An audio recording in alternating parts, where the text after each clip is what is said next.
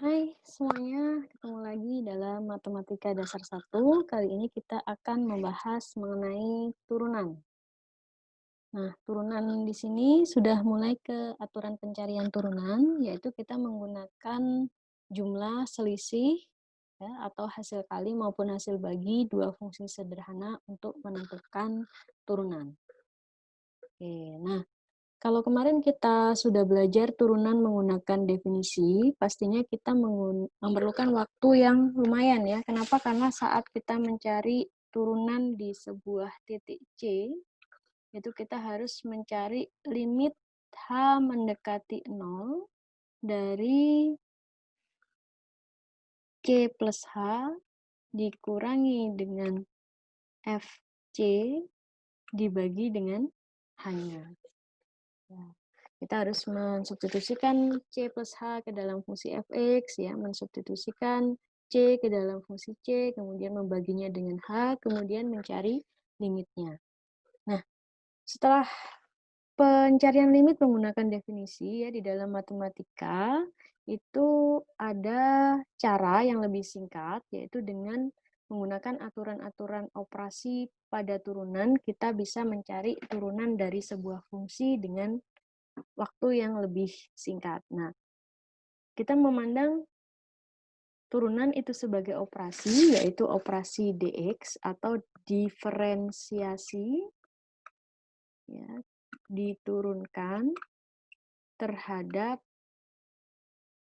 variabel x, ya, diturunkan terhadap variabel x.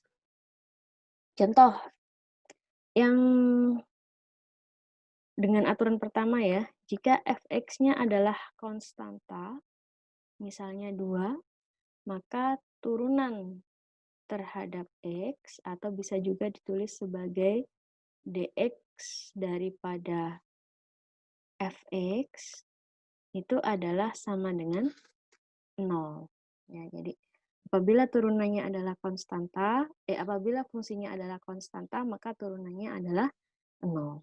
Ya, itu ada di aturan pertama. Jadi turunan konstanta adalah 0. Kemudian yang kedua, turunan dari variabel x ya atau fungsi identitas itu adalah sama dengan 1. Kemudian yang ketiga disebut dengan aturan pangkat ya, bahwa jika ada x pangkat n, maka turunannya adalah n-nya turun dikalikan dengan x pangkatnya dikurang 1. Oke. Ini buktinya ya, bahwa apabila ada fungsi x pangkat n dan n-nya adalah bilangan bulat positif, ya, maka dengan definisi turunan, kalau mencari turunan di seluruh variabel x, maka limit h mendekati 0 dari fx plus h, ya, dikurangi fx-nya, kemudian dibagi h, dan dilimitkan hanya mendekati 0. Nah, berhubung fx-nya adalah x pangkat n, ya, maka fx plus h-nya adalah x ditambah h pangkat n. Dan karena fx-nya adalah x pangkat n, maka fx-nya adalah x pangkat n. Ingat aturan binomial ya, bahwa pada saat kita mencari variabel n ya, ditambah dikurang ya ini, dikurang dengan variabel n ya, maka kita bisa menggunakan aturan binomial, yaitu A-nya di sini adalah x plus h, B-nya di sini adalah x. Nah, bisa kita jabarkan x pangkat n ya. Kemudian pada saat hanya pangkat 1 dikalikan dengan n, pada saat hanya pangkat 2 dikalikan dengan kombinasi n2 yang artinya adalah n faktorial dibagi 2 faktorial dikali n-2 faktorial. Sehingga menjadi n dikali n-1 dikali n-2 faktorial. Ya, ini 2 faktorial adalah 2 kali 1 sama dengan 2. N-2 faktorial. Nah, pada saat dicoret maka menjadi ini. Nah, selanjutnya tergantung dengan pangkat H-nya ya, nanti akan menjadi N kombinasi 3 dan seterusnya. Ya, untuk yang X-nya, ya di sini pada akhirnya nanti akan min X pangkat N. Ya, seiring dengan penjumlahan pangkat H, maka pangkat X-nya turun. Seperti itu. Oke, nah dengan bentuk di baris kedua ini, ya, maka kita bisa sederhanakan ke bentuk yang di baris ketiga ya, bahwa di situ ya karena ada pengurangan dengan X pangkat N ya, maka menjadi bentuk yang lebih sederhana di baris yang ketiga. Nah, selanjutnya semua variabel yang ada di pembilang itu mengandung H bisa dikeluarkan. Dan pada akhirnya karena pembilangnya ada H, penyebutnya ada H, ini bisa dicoret atau menjadi hilang. Nah, karena limit adalah H mendekati 0, maka setiap yang mengandung H itu harus dikali 0, sehingga hilang ya, karena ini semua sama dengan 0, tinggal N dikali X pangkat N min 1. Nah, maksudnya apa? Jika kita punya fx sama dengan x kuadrat, maka turunannya adalah 2-nya dikalikan dengan x, pangkatnya yang awalnya 2 dikurang 1 menjadi pangkat 1. Misal, fungsi kita bukan x kuadrat tapi x pangkat 4, maka turunannya adalah 4-nya turun, ya, dikalikan dengan X, bukan pangkat 4 lagi, melainkan dikurang 1, yaitu pangkat 3. Nah, itu yang disebut sebagai aturan pangkat. Oke. Nah, sedangkan yang kelima adalah aturan jumlah. Jika dua fungsi dijumlahkan, maka turunan fungsi pertama ditambah dengan turunan fungsi kedua. Begitu juga apabila dua fungsi dikurangkan, turunannya adalah ya, turunan fungsi pertama dikurangi turunan fungsi kedua. Contoh, F ditambah GX itu adalah 2X ya, ditambah X kuadrat. Ya, maka pada saat kita menurunkan fungsi ini, F aksen, ya, turunan dari 2X adalah 2. Ini aturan keempat ya, aturan kelipatan. Ya, jadi turunan X itu 1, 2 kali 1 adalah 2. Turunan X kuadrat adalah 2X. Jadi turunan 2X adalah 2. Turunan X kuadrat adalah 2X. Turunan F ditambah GX adalah 2 ditambah 2X. Nah, mengenai aturan hasil kali, ya, apabila fungsi itu dikalikan, ya, kemudian diturunkan, maka sama dengan turunan fungsi yang pertama dikali fungsi yang kedua, ditambah turunan fungsi yang kedua ditambah dengan dikali dengan fungsi yang pertama. Jadi ingat bahwa F dikali G kalau diturunkan turunan fungsi pertama dikali fungsi kedua ditambah turunan fungsi kedua dikali dengan fungsi pertama. X fungsi pertama. Atau yang kita sebut sebagai jika kita punya F U kali V, maka turunannya adalah U aksen V ditambah V aksen U. Nah, ini bisa dibuktikan dengan cara pembuktian turunan dengan definisi. Nah, bagaimana membuktikannya? Ya.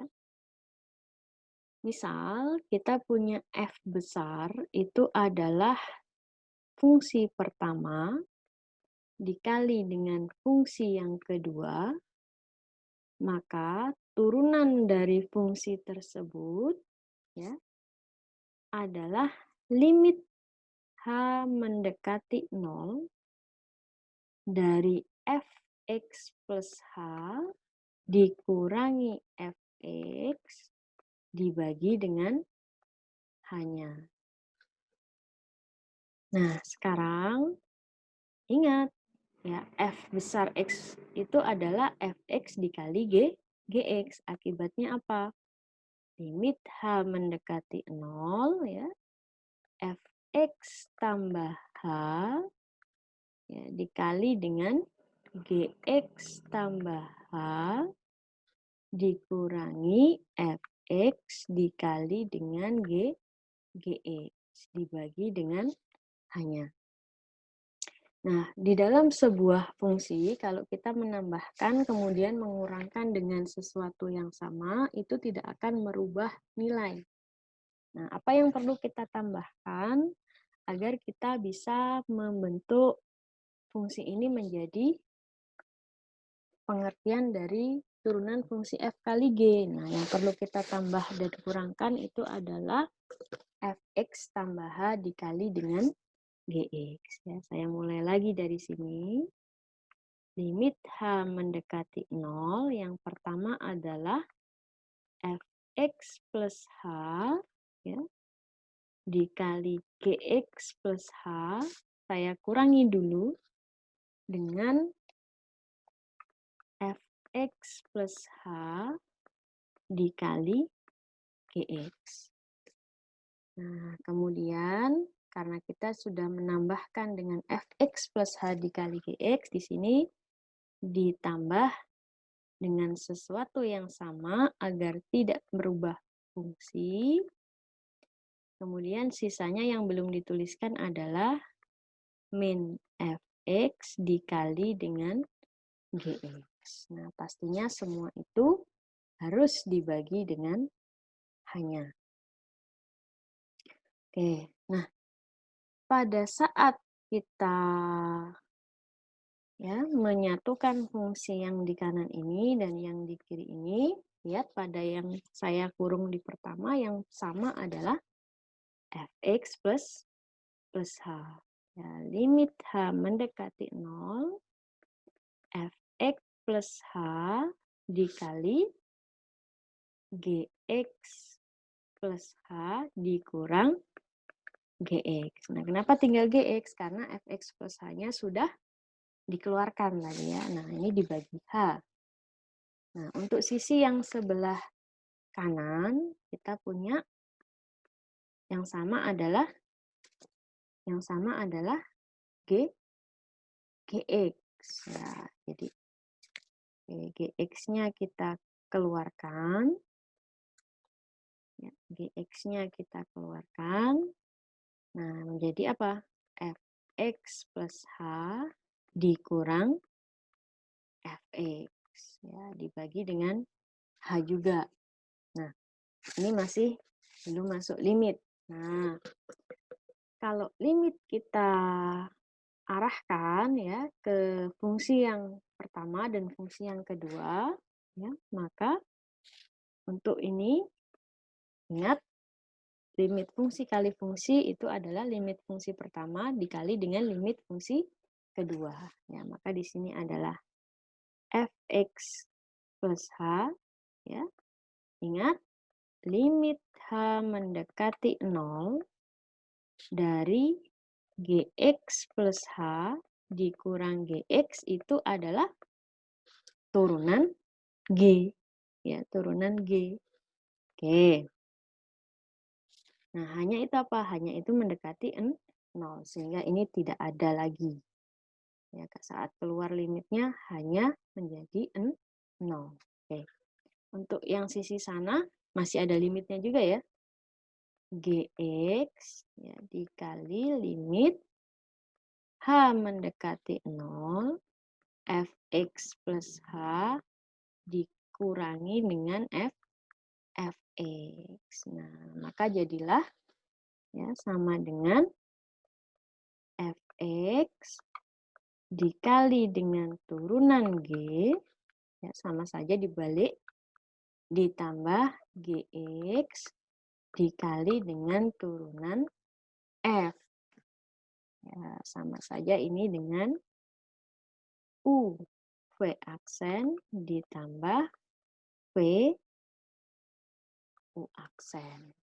Karena sifatnya perkalian ya di jumlah ya di bolak-balik adalah sama. Nah, itu adalah pembuktian bahwa turunan dari dua fungsi yang dikalikan itu adalah fungsi pertama dikali turunan fungsi kedua ditambah fungsi kedua dikali turunan fungsi pertama, atau sebaliknya turunan fungsi pertama dikali fungsi kedua ditambah turunan fungsi kedua dikali fungsi pertama.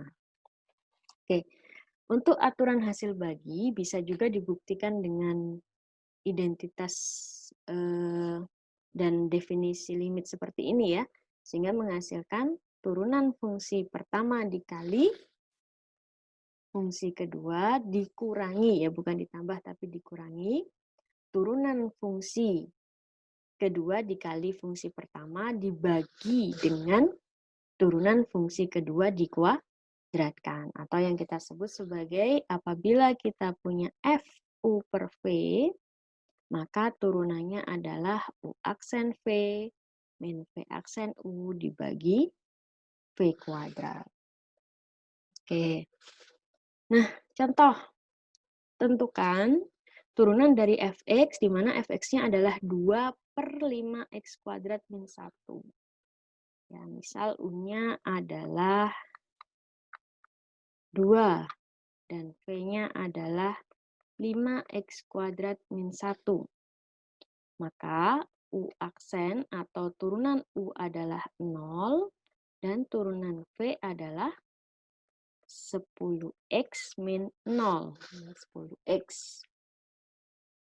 Maka turunan fungsi tersebut adalah u aksen v min v aksen u dibagi dengan v kuadrat. U aksennya apa? 0. V-nya apa? 5x kuadrat min 1.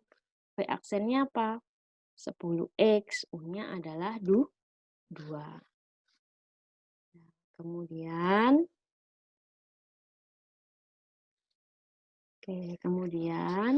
V-nya itu adalah sama dengan 5x kuadrat min 1. Ini dikuadratkan.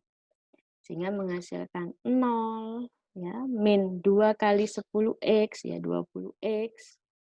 Kemudian bagian bawahnya adalah 5x kuadrat min 1 dikuadratkan. Hasilnya menjadi seperti ini. Menggunakan aturan pembagian.